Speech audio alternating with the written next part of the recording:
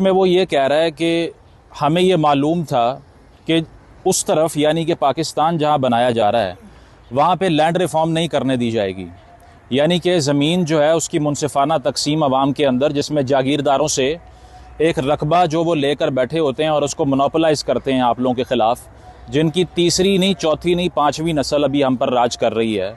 वही हाशमी, वही कुरैशी, वही मखदूम, यही सब आपको दिखाई देंगे। सिंध से शुरू हो जाएं, जनूबी पंजाब से लेके अपर पंजाब तक, इन्हीं के बच्चे लाहौर आते हैं, एचसन कॉलेज में पढ़ते हैं और वो हमें बताते हैं कि इक़्तिदार कैसे चलाना है और आवाम को क्या चाहिए। तो पहले तो इसकी बेसिस समझनी है कि ये जो लैंडेड क्लास थी ये पैदा किस तरह हुई। ये पैदा इस तरह हुई कि जब गोरे ने अपने काम लेने थे इन लोगों से, तो सिर्फ़ इनकी वफ़ादारी के बदले इनको ज़मीनें बांट के दी गई। आज ये जो नहरों का इशू आप देख रहे हैं, ये मसला क्या है? ये है कि दरियाई ज़मीनें इन लोगों के हवाले की गई। जहाँ से दरिया गुज़रे वहाँ पर पहले ही ज़मीनें उनको अलॉट की गई और ऐसा हो ही नहीं सकता था कि हम और आप उनकी ताकत का मुकाबला करते। उसकी वजह है कि जो ज़मीन उनके पास थी, जो रकबे उनके पास थे, ये फेमस है ना कि जरदारी साहब हों या उनके वालिद साहब हों या उनके वालिद साहब हों, उनकी ज़मीनों पे 2-2 घंटे गाड़ियाँ चलती हैं, इतना रकबा है उनके पास। तो ये वो लोग थे जो कि लैंड रिफॉर्म से बचने के लिए इस तरफ आ गए और इन्हें बाद में रेफ्यूज किसने फ़राहम किया? फार राइट ने, क्योंकि पाकिस्तान की शरीयत कोर्ट ने यह फ़ैसला दिया कि लैंड रिफॉर्म हराम होती है, इसीलिए जितनी ज़मीन जिसके पास है उसको रखने दी जाए। तो उससे ये 30 ख़ानदान बने अयूब खान साहब के दौर के अंदर, जिनकी आज भी पोते जो है ना और उनकी नवासियाँ और उनके नवासे हम पे राज कर रहे हैं। और पिछली काबीना के अंदर भी सिंध के अंदर 35% जो लोग थे जो सूबाई असम्बली का हिस्सा थे वो मखदूम फैमिलियों में से थे। पंजाब के अंदर भी आप देख लीजिए तो सेनेट की एक टिकट 30 से 40 करोड़ रुपए से शुरू होती है। अगर आप में से किसी की जेब में 1 अरब रुपया है, आप कल सेनेटर बन सकते हैं।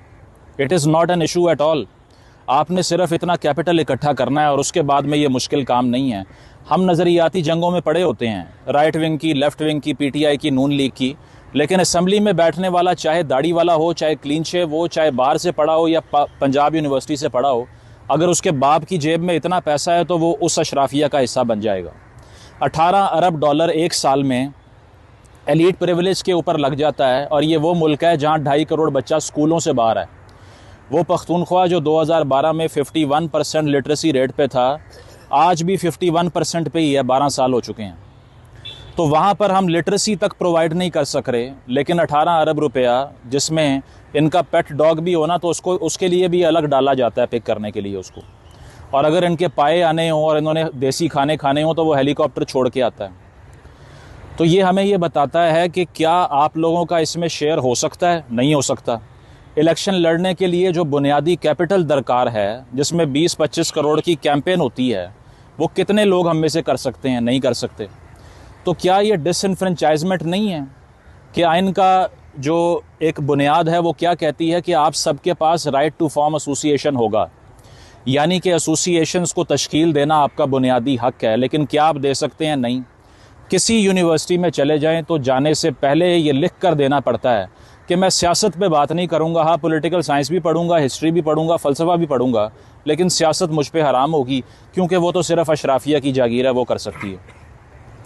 तो इसीलिए जो बुनियादी तरीन प्रिविलेज है वो यही है कि इनकी लैंड क्रूज़र्स के पीछे आप सब डांस करते रहें और हम भी करते रहें, लेकिन हिस्सा ना बन सकें उस सियासी क्लास का।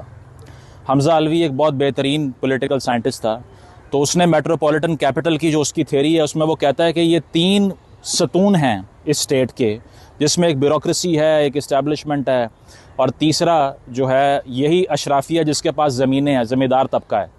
ये 3 जो हैं यहाँ पर पॉलिटिकल कल्चर डिज़ाइन करते हैं और यही आते हैं उसमें। इमरान खान साहब की काबीना में तकरीबन 8 मिनिस्टर HSN कॉलेज के ग्रेजुएट थे। वहाँ पर क्या ऐसा पढ़ा रहे हैं जो आप लोगों को नहीं आता? कैसे दिमाग पैदा हो रहे हैं? क्या उन्होंने कोई ऐसी थ्योरी ईजाद कर ली है, कोई साइंटिफिक फार्मूला ईजाद कर लिया है जो आप सबसे नहीं हुआ, नहीं किया? वो सिर्फ ये है कि वो एक ऐसे तबके का हिस्सा बनते हैं कि 10 साल 15 साल भी गुजर जाए ना, एक फ़ोन करते हैं तो एक दोस्त चीफ सेक्रेटरी होता है, एक IG पंजाब होता है, एक इस्टेब्लिशमेंट डिवीजन में लगा होता है और एक MNA होता है। They don't have to do anything to make things work in this country. उन्होंने सिर्फ एक फ़ोन करना है और उनकी सारी 1 कॉल अवे है पूरी पाकिस्तान की रियासत।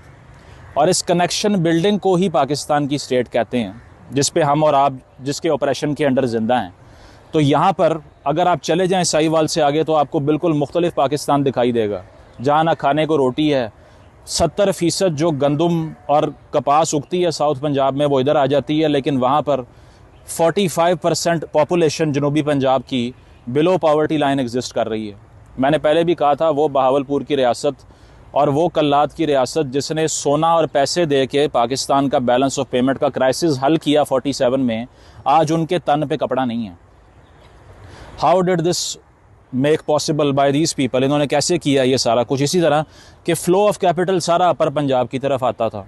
और मैं ये नहीं कह रहा कि उसमें यहाँ रहने वालों का कोई कसूर है, लेकिन आप देख लीजिए कि हमारा बुनियादी तकाजा यहाँ पर क्या होता है कि DHA से लेके गुलबर्ग तक सिग्नल फ्री ड्राइव मुझे चाहिए। हाँ, बाकी सारा पाकिस्तान में जो भी हो रहा है हमें कोई फ़र्क नहीं पड़ता उससे। लाहौर की एक हाउसिंग कॉलोनी में आज से 1 महीना पहले सैलाब का पानी आ गया, 10 दिन मीडिया पे रिपोर्टिंग बंद नहीं हुई। उधर जनूब पूरा डूब गया, उस पर किसी ने बात नहीं की। या सिक्योरिटाइजेशन या टेररिज्म का जो मसला है, जिसमें हम ये देखते हैं कि इस दहशत गर्दी की बिना के ऊपर वहाँ जीना हराम हो गया है पाकिस्तान के शहरियों का, क्या वो पाकिस्तानी नहीं है? या जो कश्मीर के अंदर अभी तहरीक चली आप सब ने देखी है, उसमें क्या बुनियादी मुतालेबात थे उनके?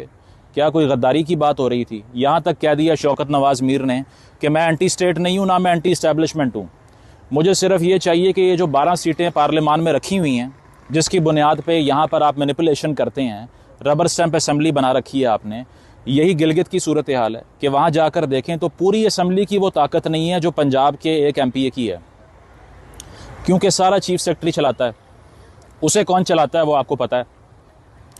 तो राइट टू इलेक्शन में वोट डालने का तो राइट मिल गया आपको, लेकिन उस कानून साजी में, उस राय साजी में आपका कितना हिस्सा है? 0।